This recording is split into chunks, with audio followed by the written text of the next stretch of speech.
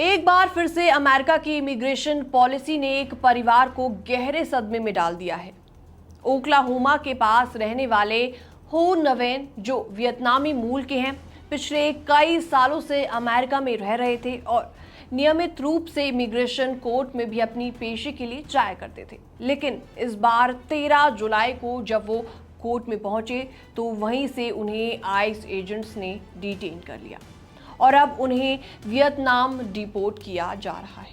नमस्कार, मैं हूं आपके साथ प्रेरणा कौशिक और आप देख रहे हैं एनबीटी इंटरनेशनल। इसमें सबसे बड़ी बात यह है कि हो पिछले 30 सालों से अमेरिका में है और वो 13 साल की उम्र में अमेरिका आए थे और अब 50 साल के करीब हैं, यानी 50 साल की उनकी उम्र है। अब उनको डिपोर्ट किया जाएगा। परिवार का कहना है कि वियतनाम उनको भेजा जा रहा है, जहां ना तो उनका कोई भी परिवार है और ना ही कोई उनकी जान पहचान के लोग हैं।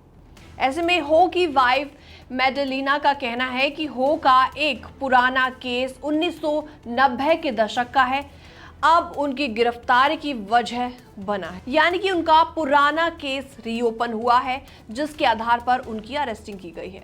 तब उन पर इलीगल गैम्बलिंग के आरोप लगे थे जिसकी सजा वो पूरी कर चुके थे।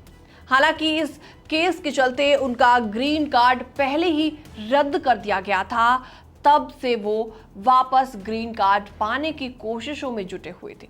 परिवार का कहना है कि हो तब से बिल्कुल सुधर चुके थे।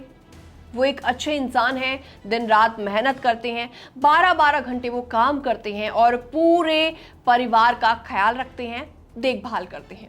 इसके अलावा उनके स्पॉन्सर ने भी एक सिफारिश पत्र लिखा था कि हो एक ईमानदार, मेहनती और टीम वर्क में भरोसा रखने वाले एम्प्लॉय हैं। तो ऐसे में हो अमेरिका काफी समय पहले आए थे, अब वो 50 साल के हो चुके हैं। अमेरिजियन होम कमिंग एक्ट के तहत ये एक स्पेशल कानून था जो 1962 से 1976 के बीच जन्मे उन लोगों को अमेरिका आने का मौका देता था जिनका एक पेरेंट अमेरिकन था जो वियतनाम में पैदा हुए थे। हो के परिवार का मानना है कि उनके पिता अमेरिकन थे लेकिन उनका बचपन से ही साथ नहीं रहा। आपको बता दें, हो की मां का निधन साल 2023 में हो चुका है। परिवार कहता है कि उन्होंने अपने पिता को ढूंढने के लिए डीएनए टेस्ट भी करवाने की प्रक्रिया शुरू की थी ताकि इससे उन्हें अमेरिकी नागरिकता मिल सके। आपको बता दें, हो इस दौरान काफी बार ग्रीन कार्ड पाने की कोशिश कर चुकी हैं, लेकिन इसके लिए उन्हें करीबन $15,000 यानी कि लगभग 12.5 लाख रुपीस का खर्च बताना पड़ा।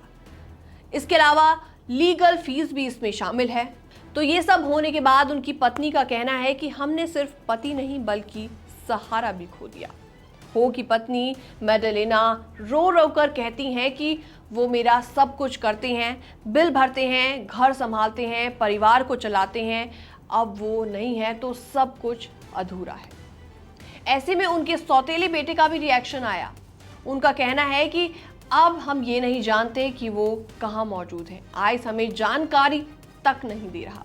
फिलहाल हो को टल्सा काउंटी जेल में रखा गया है और उनका अगला कदम वियतनाम डिपोर्टेशन हो सकता है, उस देश में जहां वो कभी नहीं गए और जिसे उन्होंने एक बच्चे के रूप में बहुत समय पहले छोड़ दिया था।